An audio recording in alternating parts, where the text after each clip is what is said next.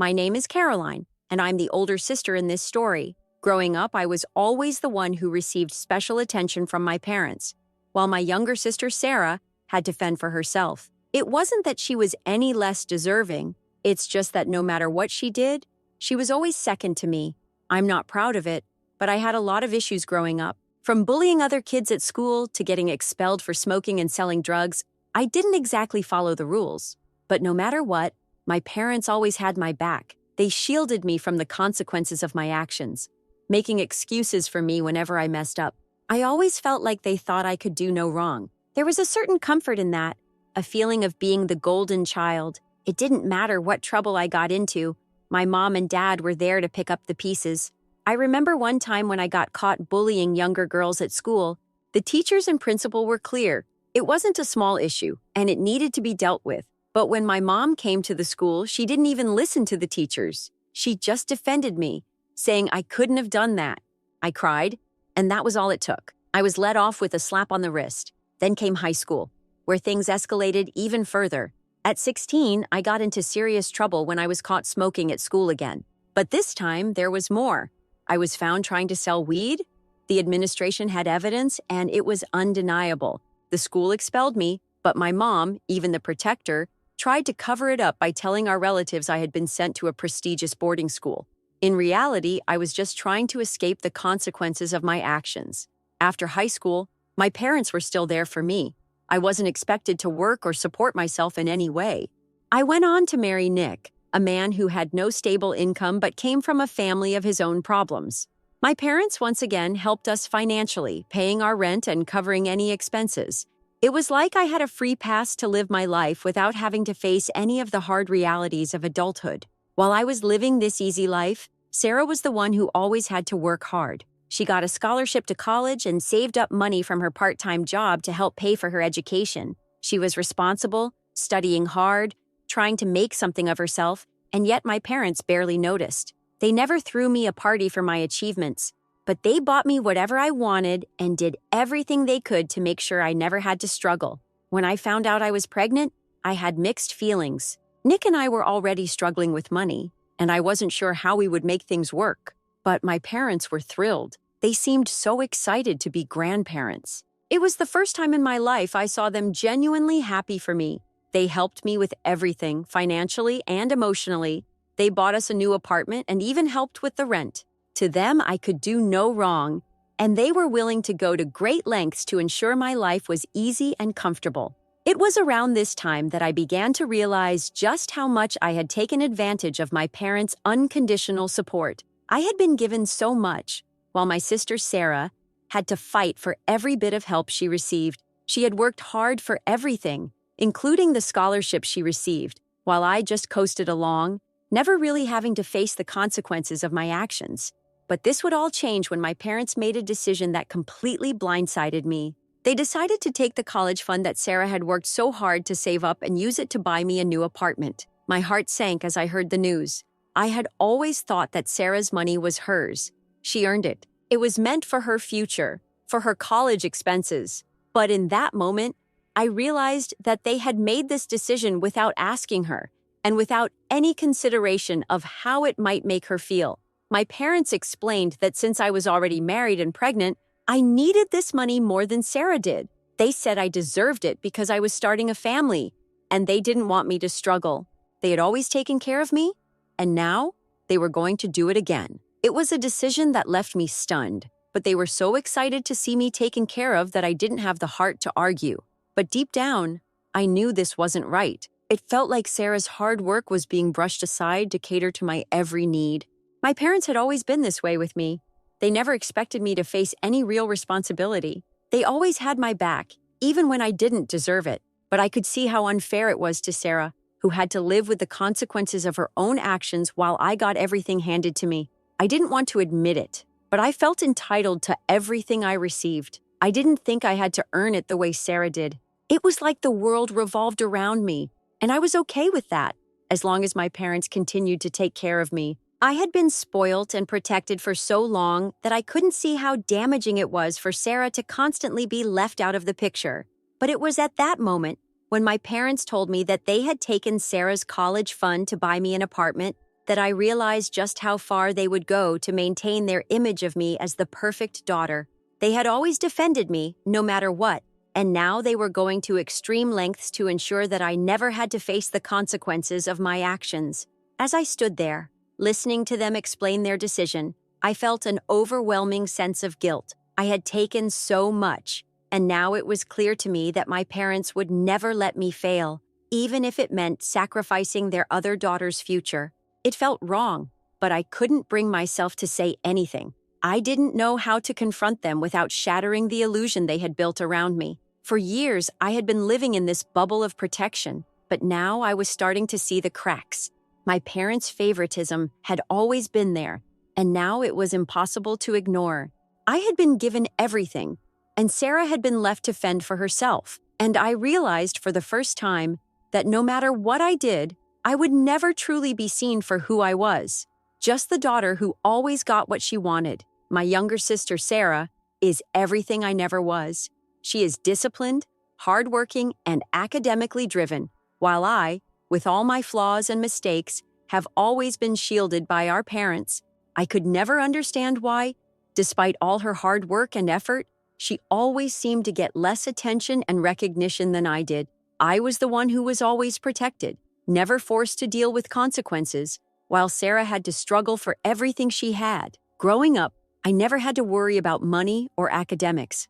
Everything was taken care of for me. Our parents ensured that I never faced real hardship. I was given the freedom to make mistakes, and even when I did, they were there to smooth things over. Whether it was a slip-up at school or a poor decision, they always had my back. I never had to learn the value of hard work or responsibility because they provided me with everything I needed. Sarah, on the other hand, was never given that kind of cushion. She worked hard to earn every little thing she got. While I was pampered, she had to manage her own expenses, apply for scholarships, and balance school with part-time jobs. I never really understood why she had to struggle. Why wasn't she treated like I was? Why didn't she receive the same level of support from our parents? It's not that Sarah was any less capable or deserving. She was the more responsible one, the one who actually deserved recognition for her dedication. But no matter how hard she worked, our parents never seemed to notice. They showered me with praise and support, while Sarah went unnoticed. I couldn't help but feel resentful. How could they keep turning a blind eye to her efforts? As I grew older, I became more aware of how this dynamic affected our relationship. I would get gifts and praise for things that didn't even compare to Sarah's achievements.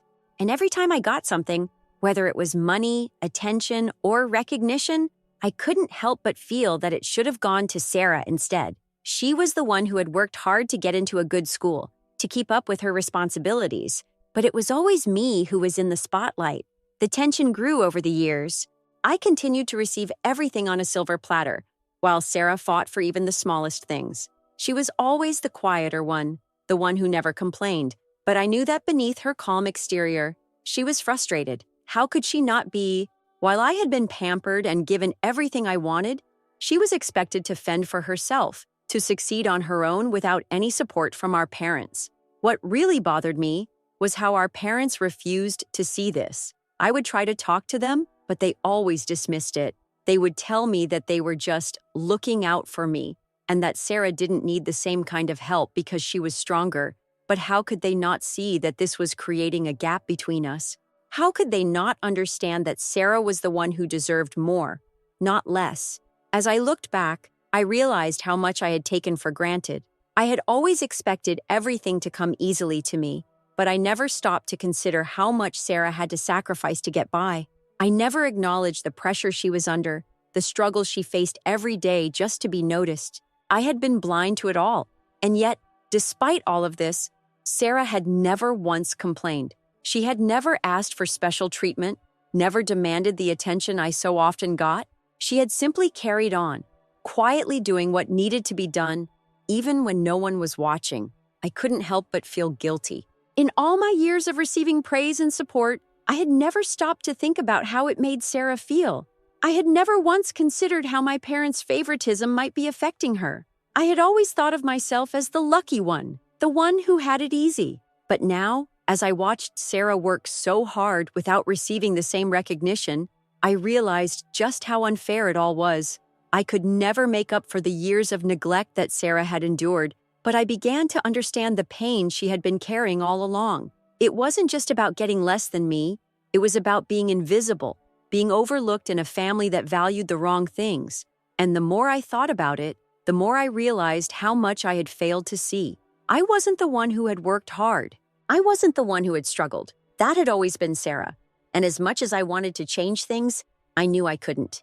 My parents' favoritism had set the tone for our entire childhood, and there was no way to undo that. All I could do was recognize it for what it was and hope that someday Sarah would get the recognition she truly deserved.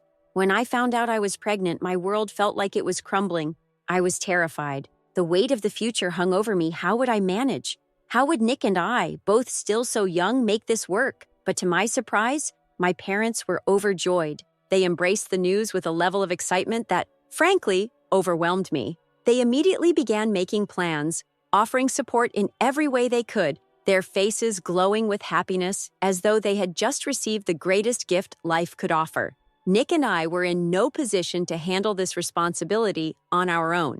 Nick didn't have a steady job, and I, despite my best efforts, couldn't seem to get things together. It was supposed to be a time of new beginnings, a time for Nick and me to stand on our own 2 feet as we prepared for the arrival of our baby. But instead of feeling empowered, I felt helpless. We were drowning in uncertainty, relying on the very people I had grown so accustomed to leaning on throughout my life. My parents were the safety net I had always known, but this time, it was different. We were supposed to be building our own future, but instead, we were clinging to theirs. Meanwhile, Sarah, my sister, was working tirelessly to save up for her education, determined to pay her own way without asking for help. She never received the level of support I had. For years, she had been living with the weight of independence on her shoulders, forced to make her way in a world that didn't offer her any shortcuts. Every day she worked harder, struggled more, and yet, despite all of that, she received less. No one came running to her aid when things got difficult. She had to fight for everything. And here I was, despite all the mistakes I had made, being handed everything on a silver platter. It didn't sit well with me, the way things were playing out. My parents, once again, were willing to do anything to protect me, to make my life easier, to shield me from the very consequences of my choices. They had bought us an apartment, taken on a financial burden they could ill afford, and showered us with support as if we were a young couple about to start a new adventure. But in reality, all we were doing was relying on them, living in their world while failing to create our own. Sarah had to scrap and save, yet I had parents who would move heaven and earth for me. I had been given a safety net I never deserved, while she was left to figure things out on her own. There was a part of me that felt guilty, but another part that wanted to hide behind my parents' protection, unable to let go of the comfort they offered. But as I saw them shower me with love and support, I couldn't help but wonder, what about Sarah? What about the person who had worked so hard, struggled so much, and yet had never once been offered the same help? Why was she left to face the world alone while I was wrapped in cotton wool?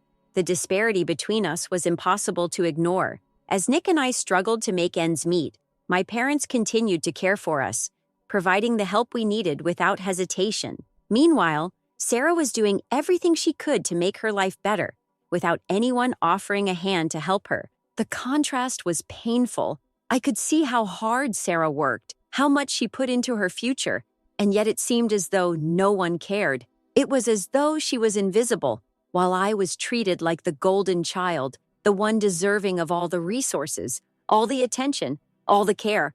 The worst part was knowing that I had done nothing to deserve it. My mistakes had been endless, skipping school, getting into trouble, and now pregnant and unprepared. And yet, here I was, being given everything. My parents were the ones who took responsibility for me. They made sure I never faced real hardship, never had to experience the weight of my choices. And for all of that, I felt both grateful and ashamed. Grateful for the love they gave me, but ashamed of how little I had done to earn it. When I looked at Sarah, I saw someone who was determined, who had worked hard to earn everything she had, and yet was constantly overlooked. She was the one who had always strived for the right things, while I had squandered my chances. And now, she was left with nothing but the empty promise of a future she had to build on her own. The more I thought about it, the angrier I became at the unfairness of it all. But what could I do? My parents had made their choice, and I was the one they were willing to sacrifice everything for. Sarah would never receive the kind of support I had, never be given the same opportunities.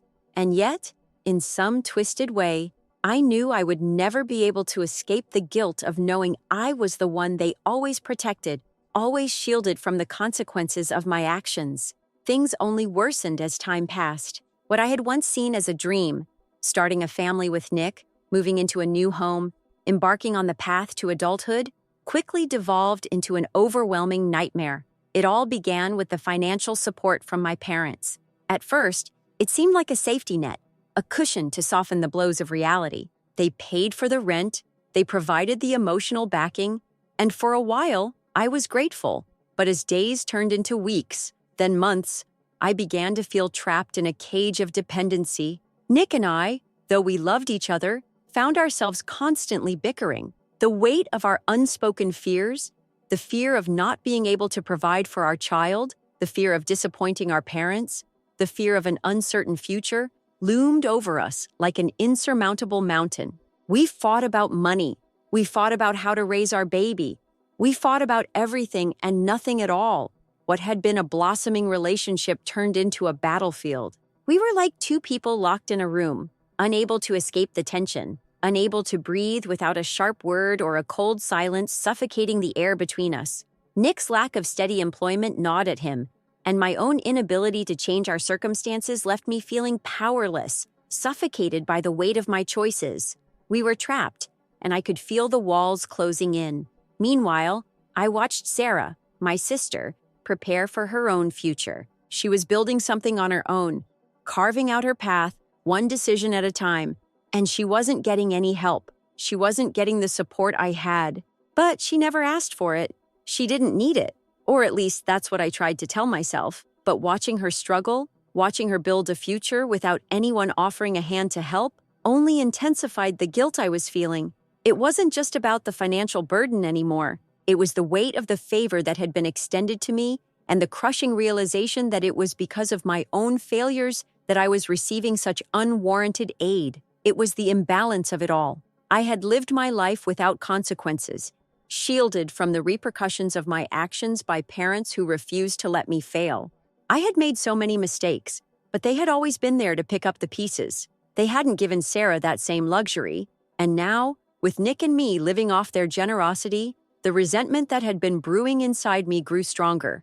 I couldn't help but feel as though I had become a burden to them, a weight they were carrying out of obligation rather than love. Each day that passed, I felt less like a daughter and more like a responsibility they had to bear. Sarah, on the other hand, was not a burden.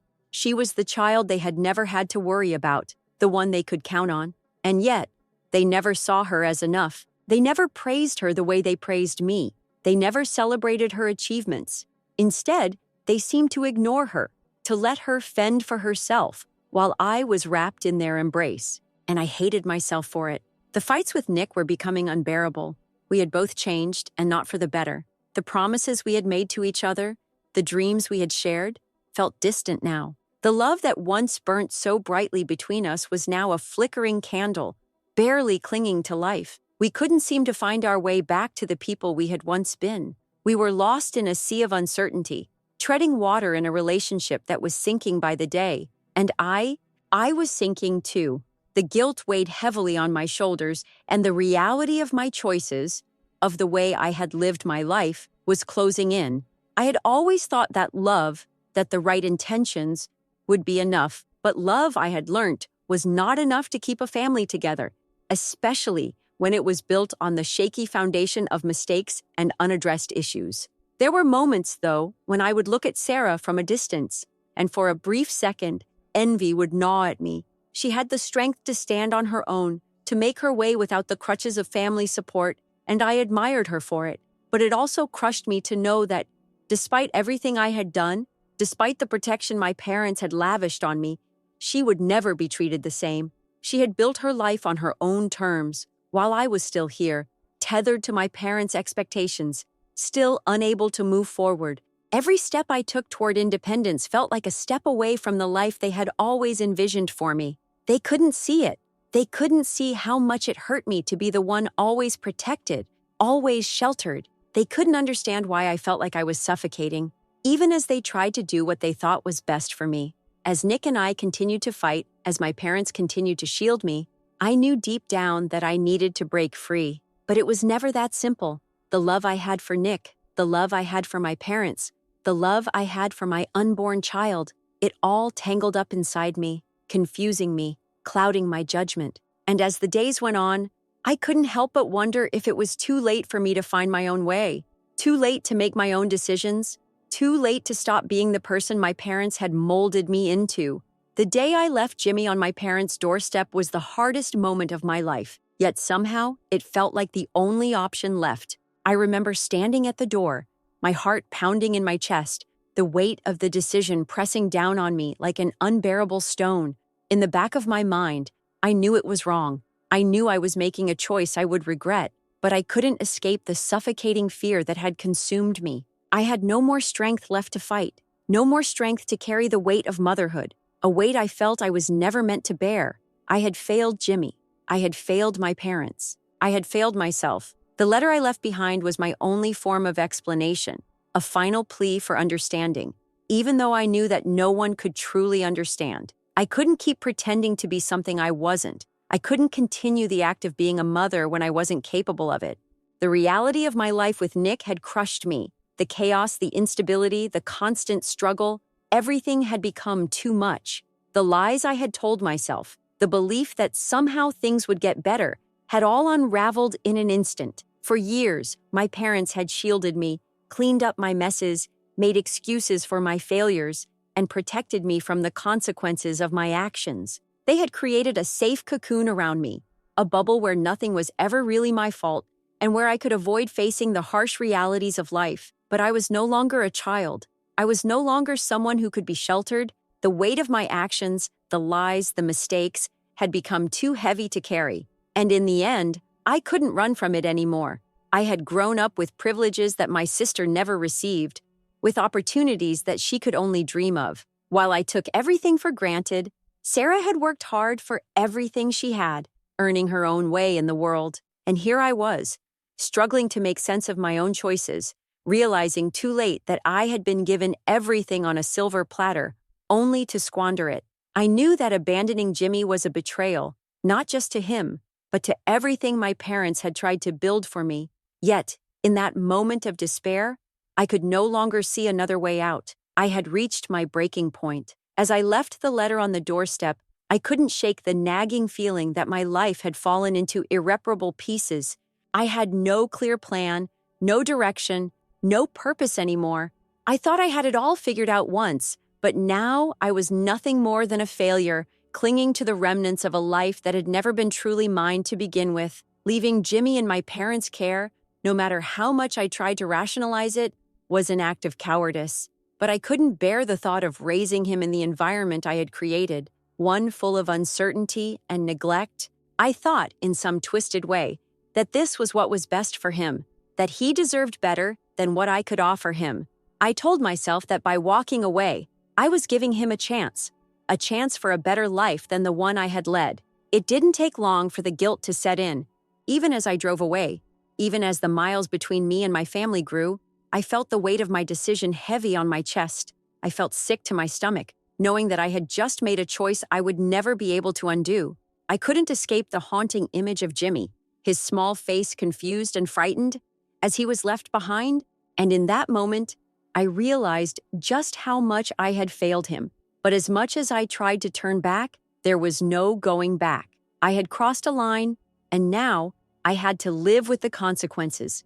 No matter how much I wished I could change what I had done, there was no undoing it. There was no magic fix. The damage had been done, and yet, the truth was, I didn't know what else to do. My life, my choices, my failures, they had all led me here, to this irreversible moment. I had no idea what came next. I didn't even know how to ask for help, how to admit that I was broken, that I was drowning. I had always relied on my parents, always leaned on them for support, but this time, I had gone too far. In the end, I could only hope that my parents would find it in their hearts to forgive me, that they would somehow understand that my actions came from a place of fear, not malice. But even as I clung to that hope, I knew the truth. I was running away from my own mistakes, and just like the mess I had left behind with Jimmy, I knew I would never truly escape the consequences of my choices. The day I left Jimmy at my parents' doorstep, I thought I was running away from everything: my past, my failures, the unbearable weight of responsibility. But as I drove away, a haunting silence filled the space around me. It was as though I had abandoned not just my son, but also the remnants of my identity, the life I thought I could create. I told myself that by walking away, I was giving him the chance for a better future, but deep down, I knew the truth. I wasn't giving him anything. I was taking something away. The guilt gnawed at me with every mile I drove, but there was no turning back. The hardest part wasn't the act itself. It was the knowledge that I would never be able to undo it. No amount of regret could rewrite what had happened, and as the days went by, the reality of my decision settled into my bones, heavy and unyielding. I had broken something inside me that could never be fixed. I had broken something inside my family too. My parents were beside themselves with worry. They had always shielded me from the world, protected me from the consequences of my actions, but now they were forced to face a truth they couldn't ignore. They had to take in their grandson, the child I had left behind, and raise him in a world I couldn't offer him. But even as they took him in, they made it clear that they needed my sister's help. They needed her to step in, to fix what I had broken. It was as if my presence no longer mattered. My sister, who had been forced to take care of herself, now found herself in the position I had once occupied, but with no safety net, no protective barrier. I could hear the urgency in my parents' voices as they asked my sister to come home, to help raise Jimmy, to become the mother I had failed to be. It was a sharp slap in my face, a cruel reminder of how little space I had in the life I had been given, how quickly I had been replaced. And yet, as much as I felt the sting of my actions, I couldn't bring myself to feel anger or resentment toward my parents. They were doing what they had always done, protecting their image, protecting their idea of what a family should be, but this time, the cost was too great. Their love for me had always been conditional, tied to my ability to perform, to succeed, to be the perfect daughter they envisioned. The cracks had always been there, but now, they were undeniable. I had been given everything I ever wanted, everything I had ever asked for, and yet, I still couldn't hold it together. I still couldn't be the daughter they wanted me to be. I had been coddled, shielded from the consequences of my actions, and when faced with the reality of being a mother, I crumbled. I had failed not just my son, but my family, and in that moment, I realized that there would be no redemption, no amount of apologies, no amount of regret could erase the choice I had made. The emotional weight of it all was suffocating. I had lost everything: my family's love, my identity as a mother, and my place in a world I had once believed I could control. I was no longer the person I thought I was. I was no longer the daughter who could do no wrong, the person my parents had always defended. I was just a failure, someone who had taken too much and given too little. I couldn't look at my sister without feeling a sharp pang of jealousy. She had everything I never had: the approval of our parents, the sense of security that came with being the one who could handle things on her own. She was everything I had never been, and as she stepped in to take care of my son, I realized just how little I meant to the people I had always sought to please. She was the one they turned to now, the one they depended on. I had failed, and there was no coming back from it. But even with all the guilt, all the heartbreak, there was a part of me that understood. I had lived a life of privilege, one that I had squandered. I had been given the opportunity to do something with my life, and instead, I chose to take the easy way out. I had run from responsibility, from the weight of what it meant to be a mother, to be an adult. Now, as I sat in the silence of my own choices, I understood that the cost of running away was greater than anything I had ever imagined. I had always been protected by my parents, sheltered from the world's harshness, but now I was on my own. I had to face the consequences of my actions, and for the first time in my life, I understood what it felt like to be truly alone. But even as I mourned the life I had lost, there was a part of me that knew I couldn't go back. The damage was done, and there was no undoing it. My parents would move on. My sister would take over the role I had abandoned. And as for me, I would find my own way, but not without carrying the weight of my decisions for the rest of my life. In the end, I knew I would never be the person they wanted me to be. I had to let go of that dream, and in doing so, I had to accept that I had lost everything that once mattered to me.